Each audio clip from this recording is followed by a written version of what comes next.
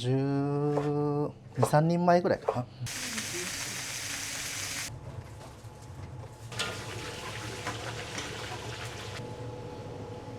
貝塚のかわいそうな。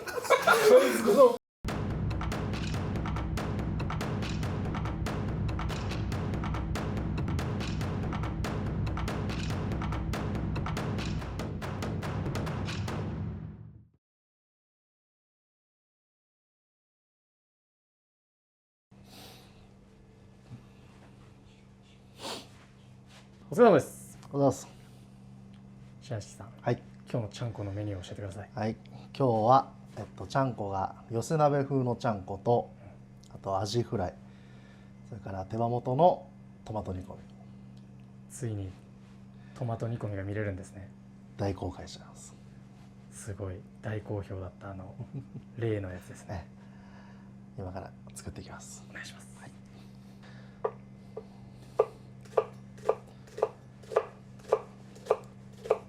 これは何用の玉ねぎですか？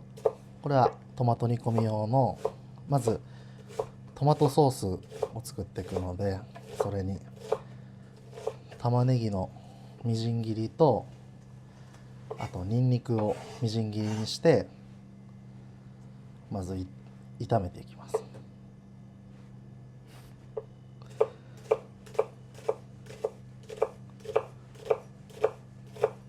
粗みじんでいい。もう適当に。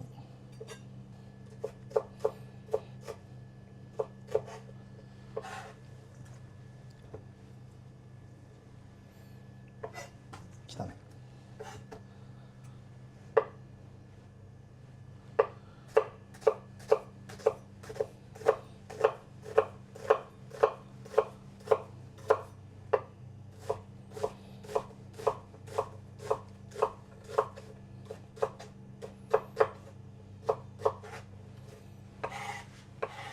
もともと料理は得意な方だったんですか？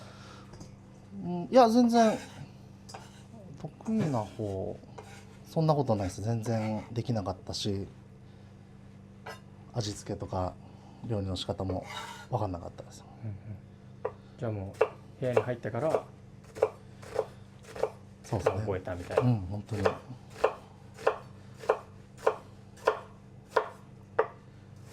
全然包丁とかもこんな使えなかったし。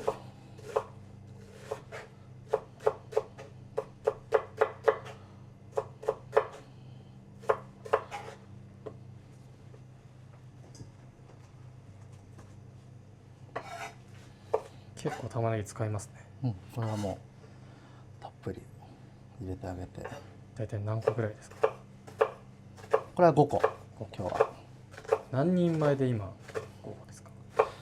まあお相撲さん9人の親方入れて10人前、12、3人前ぐらいかな。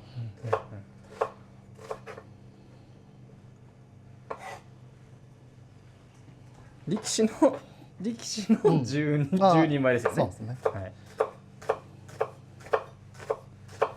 一般家庭で言ったらどのくらいなんですかね。いやー、玉ねぎってね、普通の YouTube とかでレシピ動画見てるとほんと4分の1とかしか使わないんだよね。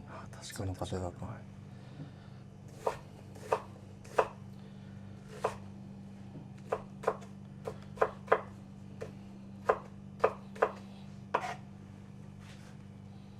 もうこれを最初に炒めていくんで、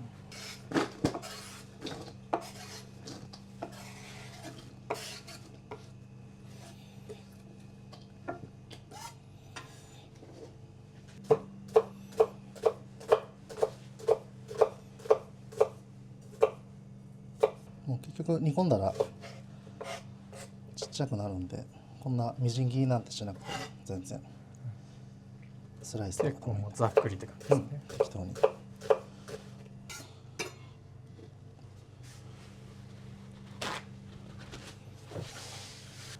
ニンニクいいかな。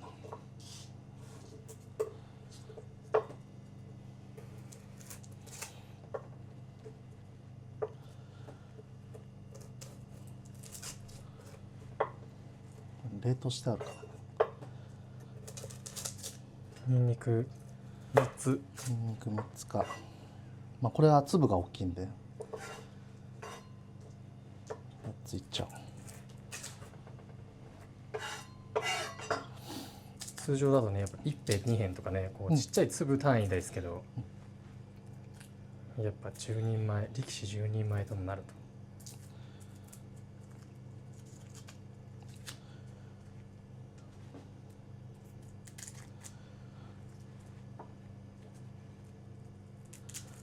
言うほどね、うちはそんななんつうのイメージするような料理とは違うと思うな、相撲部屋の。どういうことですか？うんなんかほんと家庭的な、そんなドカーンとつくんじゃなくて、うんこれももうざっくばらんに適当に。これね冷凍してあるから硬いんだよね。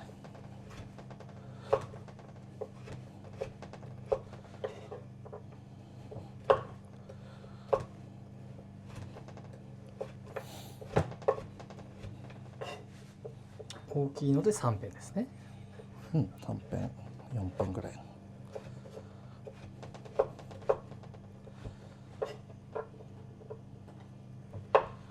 多分国産のねいいニンニクだと思うからね、粒がでかい。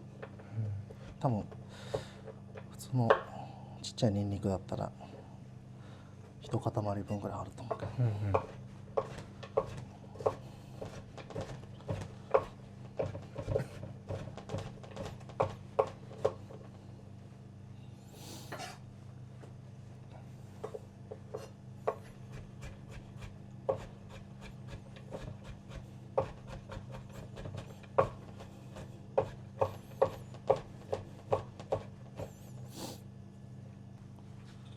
こんな感じでまたこれを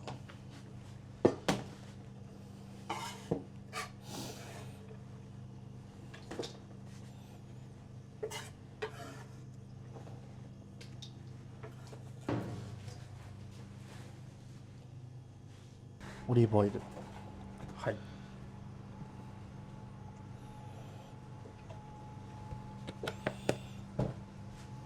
大体どのくらいですか？油の量もはい。わかんない適当。大さじ5ぐらいですか？そうかな、もうちょっと。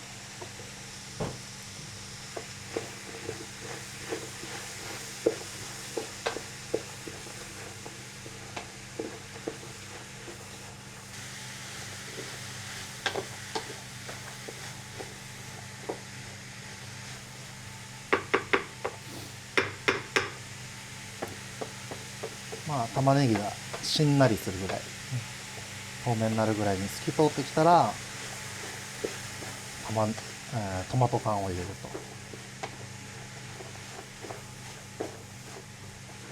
あ、これ炒めるときに塩してあげるね。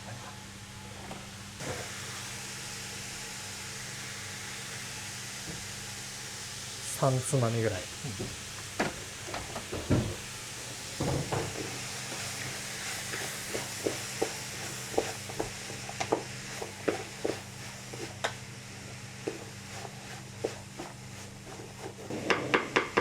もうだいぶいい香りがしてきてますね。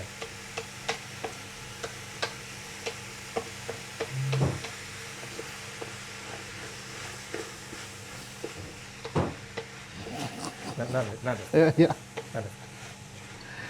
いいじゃない。いいじゃない？いいですか？だいぶ炒まってきたんで、ここにトマト缶。トマト缶にこだわりとかはあるんですか？いや別に何でも、どこのトマト缶でも。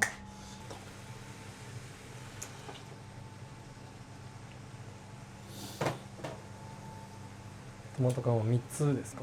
3つ。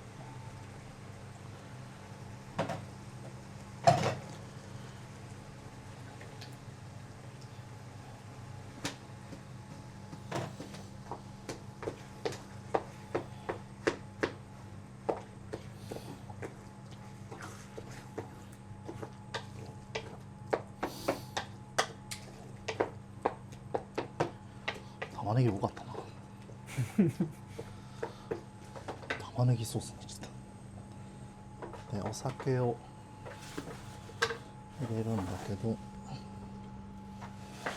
のカンカンにね入れて、お酒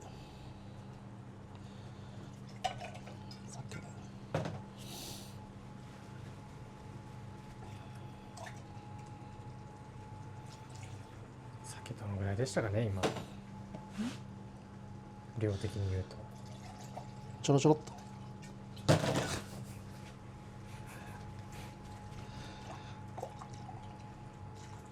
これやっぱり見てくれてる方も、うん新屋敷さんのこのトマト料理うんきっと作りたいと思うんでもうちょっとこう細かく教えてもらえたら嬉しいですけど大体ね大体まあもう本当分かんないな、100ぐらいかな、100ぐらい、分かんないけど、もうちょっとでも汁気が欲しいから、ここにトマトジュースを、追いトマト、なるほど。これちなみにそのトマト缶ではなく、トマトジュースにするのには何かこう意味とかあったりするんですか？要はこのもうちょっとこう煮込むから汁気が欲しいんですけど、お水で伸ばすんじゃなくてトマトジュースで伸ばすみたいなイメージ。なるそっちの方がよりね、こうトマトのうまみがね、ほど。なんか普段なんかうんこだわりありませんムーブするじゃないですか。めちゃめちゃにこだわってますよね。そんなことないけどな、なんか全然ですけどみたいな。全然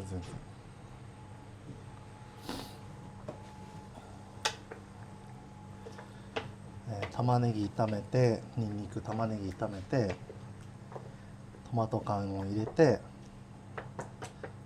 でトマト缶のお酒を入れて、トマトジュース入れて、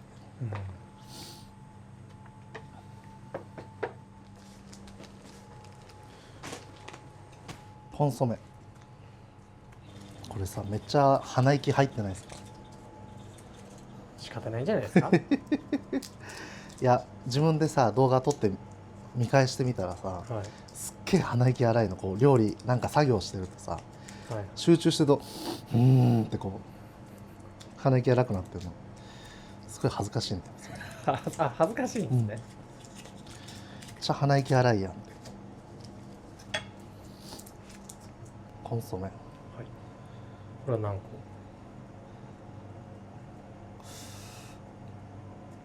5、6個、 ？5、6個。うん、とりあえず5個。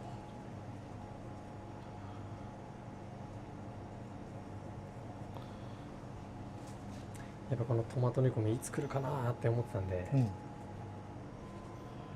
ついに今日見れるってことですね。やっぱりねあんだけ言ってたからね、一番最初の動画で、うん、俺の絶品トマト煮込みを食えって言ってましたもんね。言ってた。いやごめんなさい言ってない。ちょっと話持っちゃいました。でもマジでうまい。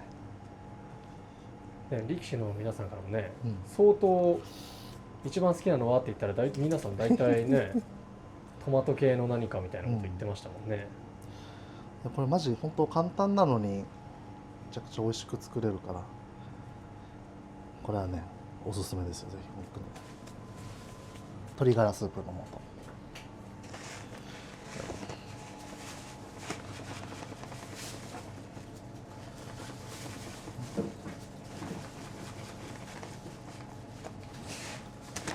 チキンにいるからそれからも出るんだけど、うまみはこれやっぱ入れた方がね美味しい。大さじ3ぐらいでしたかね。そうかな。で砂糖ちょこっと、結構トマトの酸味があるから。さじ 1.5 ぐらいですかね。もう分からん、本当そのわかんない感覚、普段測ってやるなんてことないですもんね。ないない。塩で味を整えると。この辺はまた煮込みながら味見ながら、こう煮詰まってくると味が濃くなってくるから、本当に最初は軽く味付けしてグツグツグツグツ煮てってからまた味を見て、でこれまた後でチキンを入れるときにこのオレガノ、これ大事になってくる。こだわりポイント。こだわりポイント。これトマト料理するときはこれ入れた方がマジで美味しくなるから、これを入れて、とりあえずソースはこれでしばらくグツグツ煮込んでおく。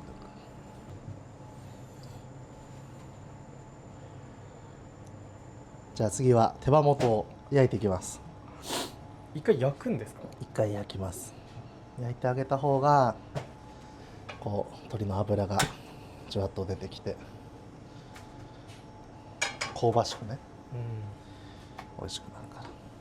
手羽元も結構な量ですね。これで2キロ。2キロ。まあ、ここはお好みでって感じですかね。量はお好みでいいし、別に手羽元じゃなくてももも肉でもいいし、本当にトマトソース何でも合うから、ミートボール入れてもいいし、お魚とかにかけてもいいし、あと夏だったらズッキーニとかパプリカとか、そういう夏野菜入れてあげてラタトゥイユみたいにしても美味しいし、基本のトマトソースさえできれば本当に何でもアレンジが効くかな。ち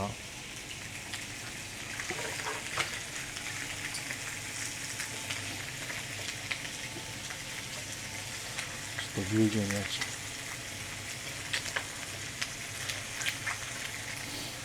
ちょっとした味を塩コショウ、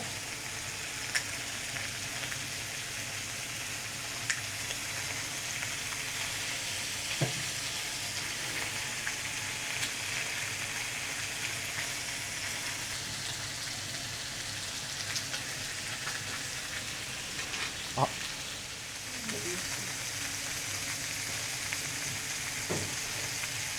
かなりいい色になりましたね。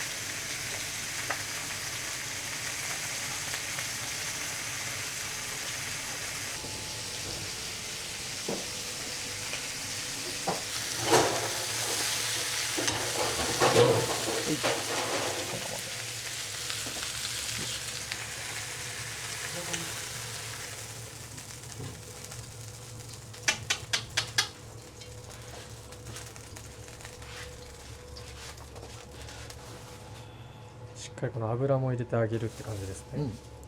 もうフライパンにこそげついた焦げもね、うまみだから。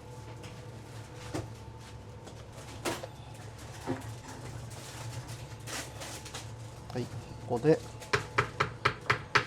オレガノ。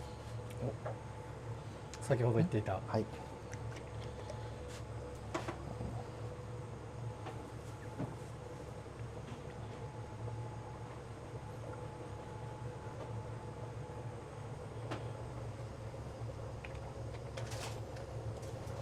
結構入れる感じですね。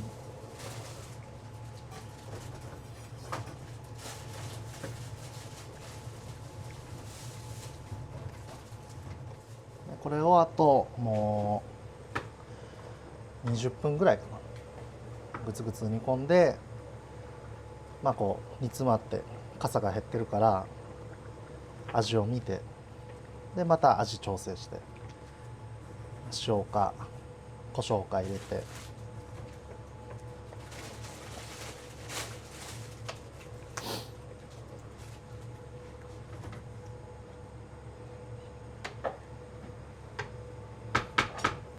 終わり。とうございます。そういえば小鉄さんはいコメント欄でもみあげの有無を募集したじゃないですか。はい。結果おもみあげはあった方がいいのコメントが大多数です。ありがたいですね。ありがたいです。どうしましょうか。まあじゃあ伸ばしていきます。伸ばしで。はい。だから大阪場所には多分すごいことになってるんで、来た時にちょっと危ないですね、この大根が上がる。大根がこっちに来ちゃうんで、はい。手切らないように気をつけます。何の報告やねんって。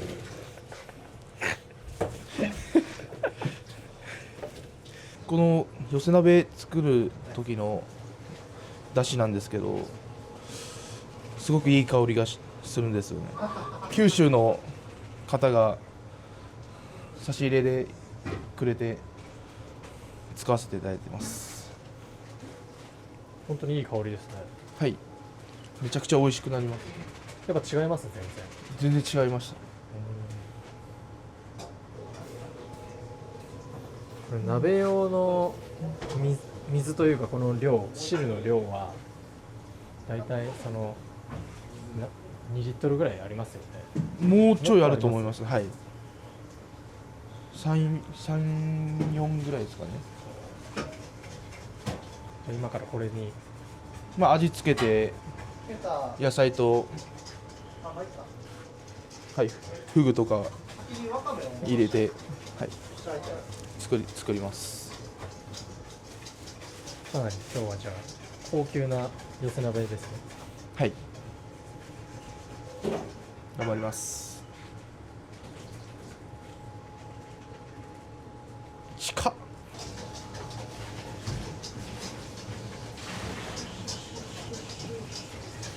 お酒ですか。はい。大体どのぐらい。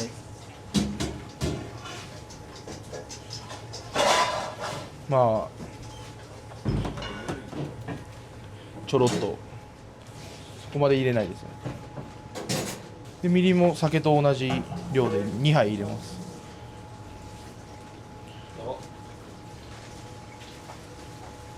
ちなみに初めてです作るの。初。はい。美味しいって言っていただけるように頑張ります。醤油1杯。醤油はちょっと少なめで。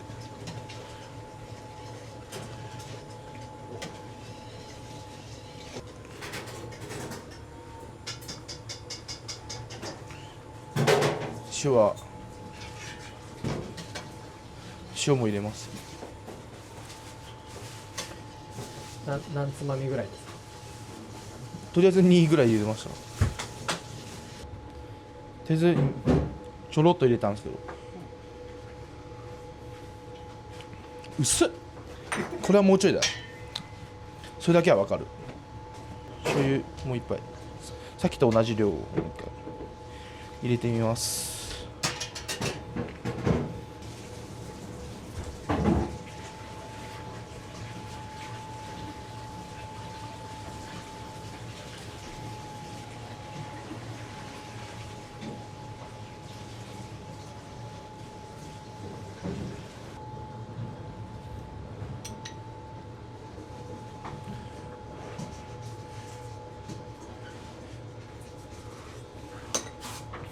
すいませ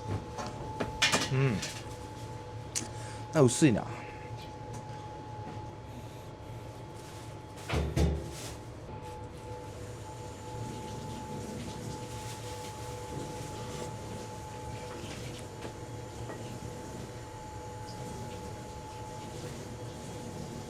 濃いめに作った方がいいんですよね。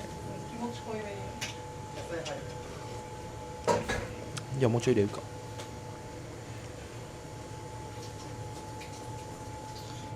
醤油すぎると怖い。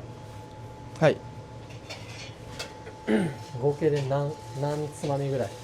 まあ10ぐらいですかね。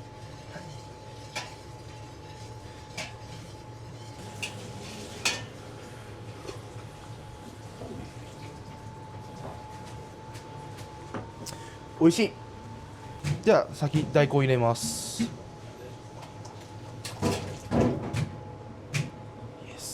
大根の量はどのぐらいですか？でっかい大根1本の半分ぐらいですね。で大根の次はフグとあんこうとカニを入れました。入れちゃったんですね。あ、入れちゃいました。これカニで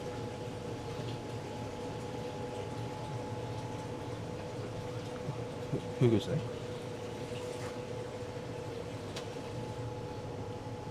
あんこどれだ。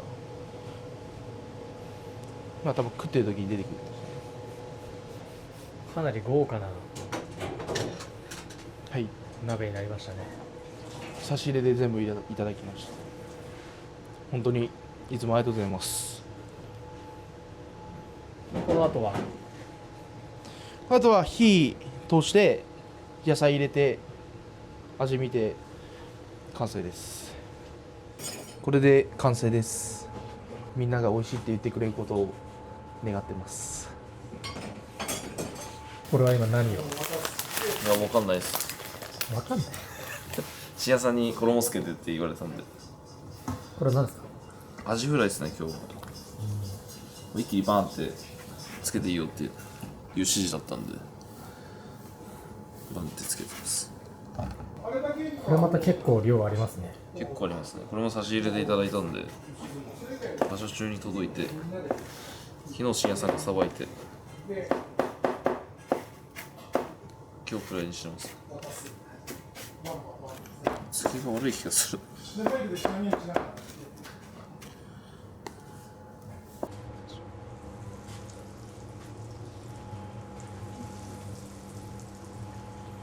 熱っ。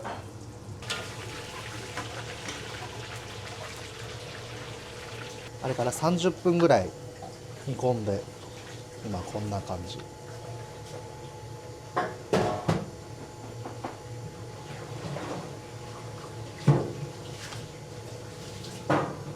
ちょっと味を見てちょっと薄かったんで、あれからちょっとコンソメと塩と、あと酸味も強かったんで砂糖もちょっと足して、ブラックペッパーちょこっとでもうちょっとぐっと煮詰めていけば手羽元にこうぐっと味が入ると思うんで、それからもうちょっとだけ煮込んでいきたいと思います。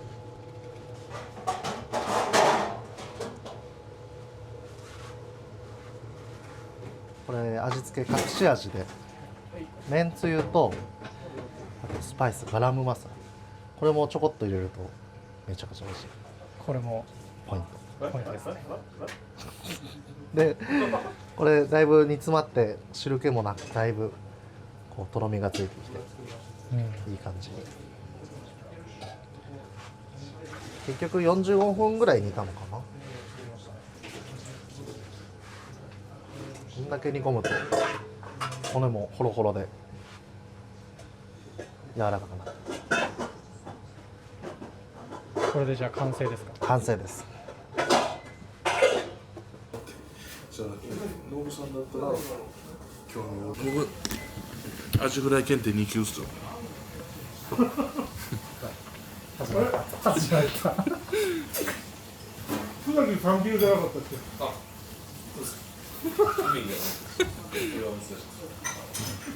牛乳やないからあれ、苗は江東区アジフライ検定12級ですはいまだちょっと2級はちょっと顔じゃないですどっちが上12級だ2級の上でしょ2級が上じゃない。僕もよく子供の頃隅田川であれ釣ってましたあえてさ、それ広げるけどさ、あえてつってたんですよ。隅田川で子供の頃よく隅田川で釣れた？いや嘘ですあ、嘘なの？アジフライ検定2級の僕から言わせると、このアジフライ美味しいっす。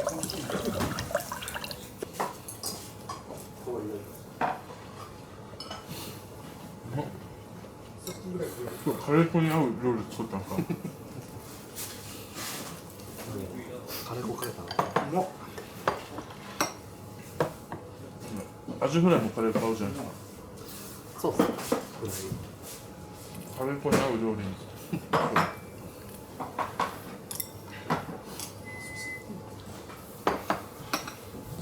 の間のあれにも合うと思う。林のやつ。サクサク。このトマト料理ありがとう出たってことは明日トマトパスタそう思ったんですけど、ちょっとソースが少なくて。勘弁してよ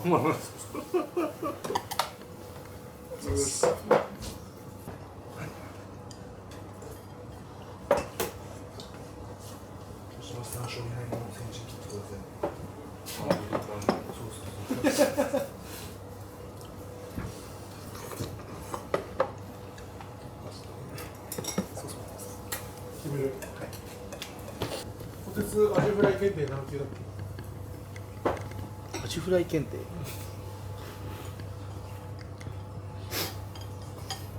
やっといただきます。何のやつで受けるやついつ受けるやついいよね。2やないんだっけ上はそんな真剣に答えられてもないいつも大体言ってるじゃんなテトリスこのトーク3位とかさいやそれいろんなこと言う全然理解できなかったはいはい。宮田さんはい。おかわりあー、すみません。あー、すみません。お待ちしますね。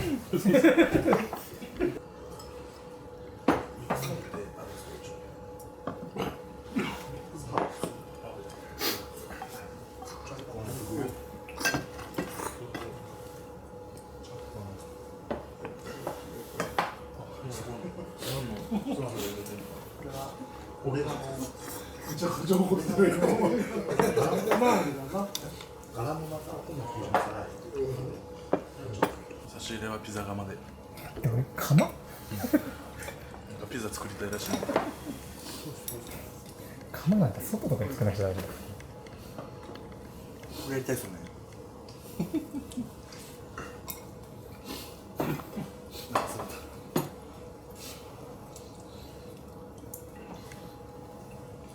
じゃあ江東区ピザ選手権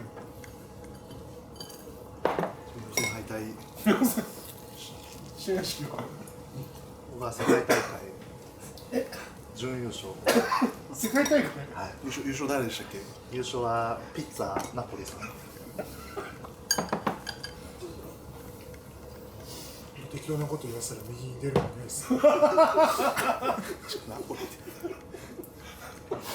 やオーホーないんだもん関取はピザ作ったことないよ普通あるんですかピザみんな本当はないです。ナイス本当はないです。あないんですかどういうことどういうこと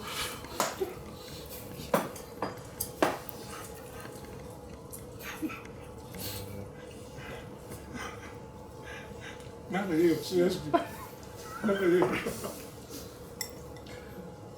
親方。親方。ピザ選手権。俺ね、はいピザ選手権はい。第38回歴史がある。第37回覇者は森浦だもんね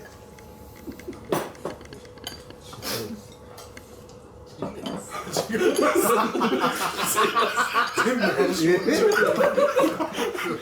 じゃあみんな相撲以外で何か表彰されたことある皆勤賞くらいですね。おおすごいじゃんそれはそれですごいねあこてつは柔道となんか友達と2人ペアでカバディ三重とかでカバディ流行ってさ知ってるカバデカバジーじゃなくてカバジーっていうかカバディじゃないの？カバジーって何ですか？いや逆にカバジーって何？ワンピースの曲芸のカバジーね。なんか友達のことについて言い合う、ディベート？何友達のことについて言い合う？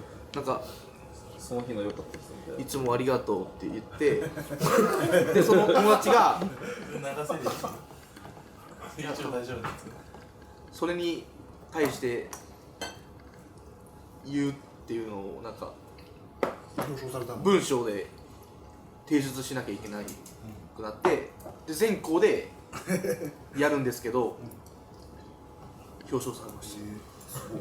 で図書カード褒めるのうまいの。図書カード5000分おをすごいね。なんかちゃんとした表彰状をもらったっていう話。森川なんかある？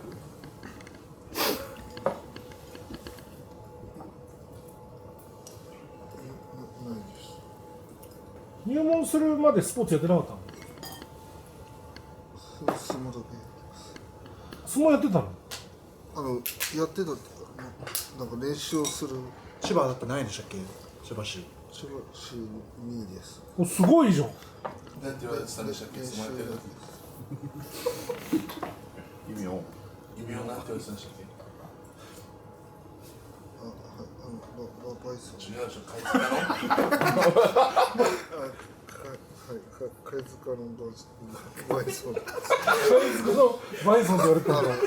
友達には言ってなかったんですけど、うん中3でうんその2位になったやつで表彰されました。でそれで相撲やってるって知ってもらえあ、て、みんなに知られて。はい貝塚のバイソン。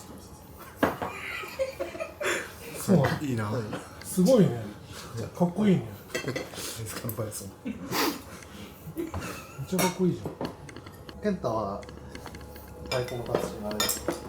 まあ太鼓の達人の大会市内のゲーセンだけなんですけど、そのゲーセンが開催する太鼓の達人大会でそれでどうなの？準優勝です。すごい。すごい。相撲以外で。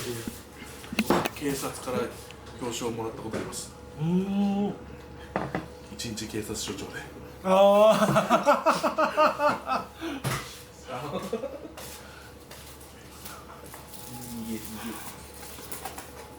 無道法。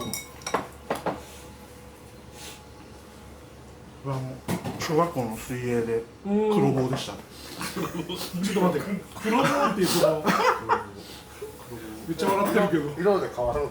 シール青シール青はシー青ル。 4まであって赤4まであって黒4まであって黒棒なんです。最初はシールしか貼れないですよ。じゃあもう赤3の半とかあるんですか刻まれるっすか。じゃあ悩みは何だったのそれは。黒1とかぐらいだったと思います。じゃあ黒棒はもう最高ってこクラスで2人。でもなんか夏休みとかも行かなきゃいけないんですよ。解禁と？あ、行かなきゃいけないんだ。で、王鵬は何色だっ僕全然なんかプールやってなかったですね、学校たの？の。あ、入ってなかったんだ。はい。水全部抜けちゃうんで。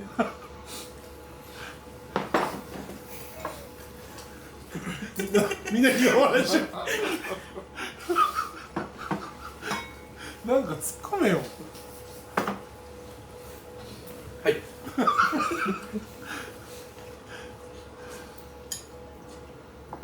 ね、三浦さん。はい。皆さんは何棒ですか。黒までいったっすか。僕、そうですね。言ってないじゃん、まだ。